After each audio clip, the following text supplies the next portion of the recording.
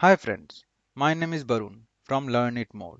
In this channel, you will find topics to learn about Excel, Word, and such other platforms.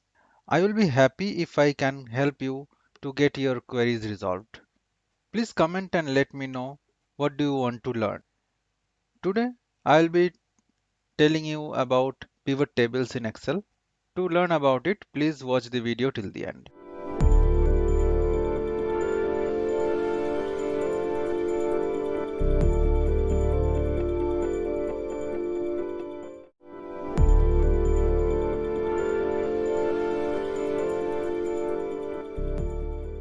First, let's see what is pivot table. Pivot table is a simple summary of a large and complex data set. This is very useful tool to analyze large data. We can view different cuts of a data in a very less time. While working with pivot tables, we need to keep in mind two basic things.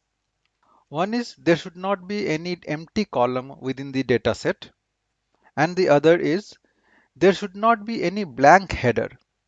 All the headers should be updated properly. To create the pivot table, first select the dataset, then in tabs go to Insert, in ribbon go to Pivot Tables, click on Pivot Tables. Now we can see two options to select where we want to place our pivot table. One is a new worksheet and another is existing worksheet. New worksheet means the Excel will create a new worksheet and pivot table will be created on that worksheet. An existing worksheet means that we can ourselves choose where we want the pivot table to be within any of the existing worksheets. First, we'll check the new worksheet option. So new worksheet radio button is selected. Now we will click on OK. See, Excel has created another worksheet here with the name of sheet 1. Now our pivot table will be created in this sheet. This area that you see, this pivot table will be created in this area, and we can see a pivot table wizard has appeared at the right hand side.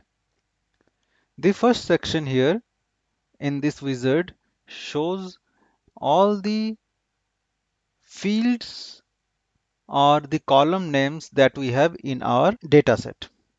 Then we have these four sections, that is filters, rows, columns and values. Now let's start building our pivot table, etc.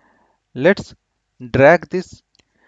Now rep field, which is our salesperson field, in the row section. Now you can see a row has been created. So we can see that the row section has taken only the unique values.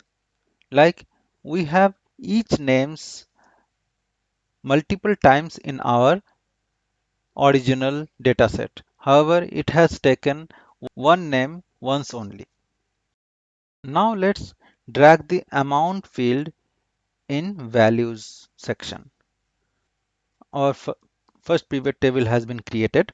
It says Alex has sold products worth amount of 2812.19. Similarly, how much Bill has sold, how much James has sold. Excel is intelligent enough that we have dragged a numerical value. It has automatically done a sum calculation. We can change these calculations as per our requirement. To change, we can click on this little arrow key, go to value fields, and then we can see that we have options to choose sum, count, average, max, minimum, products, etc. So if I click on average and click on OK, now it will show the average. Now let's drag this unit field in our values. So it says Alex has sold this number of units at this price. So to alter the sequence, we can just drag this field where we want.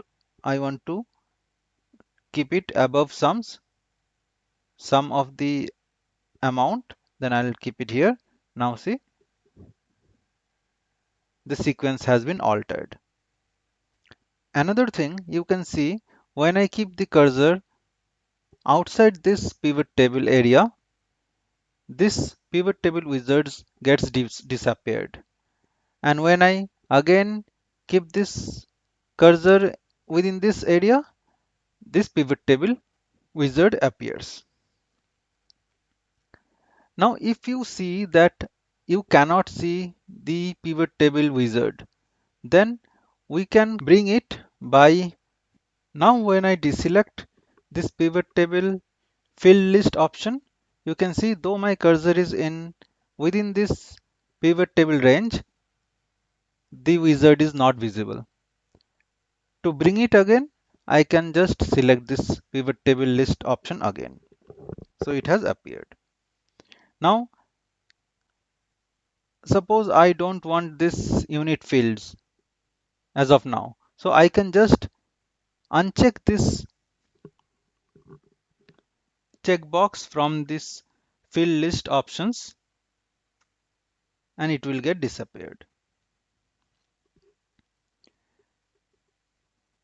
Now let's say I want to see who has sold how much amount of product as per the item. So I can drag this item option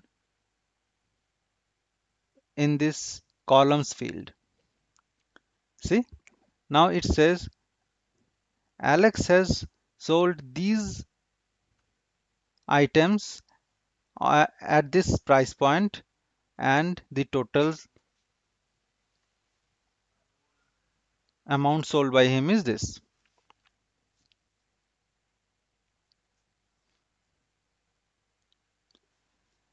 Now say I want to filter this data as per region. So I can drag this region field in this filter option. You can see this filter has appeared here at the top and it says all because currently all of the items are selected. If I click on this filter, so we have central, east and west.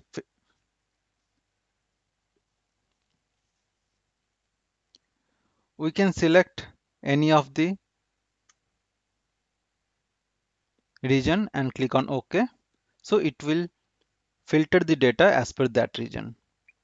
Now say if I want to see multiple regions, not all but multiple, I can click on this select multiple items and then click on like east and west and it will show the data for east and west. This is how pivot table works and this is so easy. You have seen I have changed the layouts and all so quickly. If I would have summarized this manually, it would have taken much more time. So this is the basic advantage of pivot tables. Now there are more things that we can do with pivot tables. I will let you know about those in my other videos. In the beginning, I have told you that we can choose where we want to keep our pivot table. To do this, I'll select the dataset, go to insert, then pivot tables. Now I will click and select existing worksheet. I will keep my cursor in the location field and select where I want to show my pivot table. So let's see, I want to show my pivot table here. I'll select this area and click on OK. See, now this pivot table box has appeared here. Let's drag the items in my rows and units in my values. See, it has created this pivot table here. That's all for today, friends. We'll see you in the next video. Hope you have learned something today.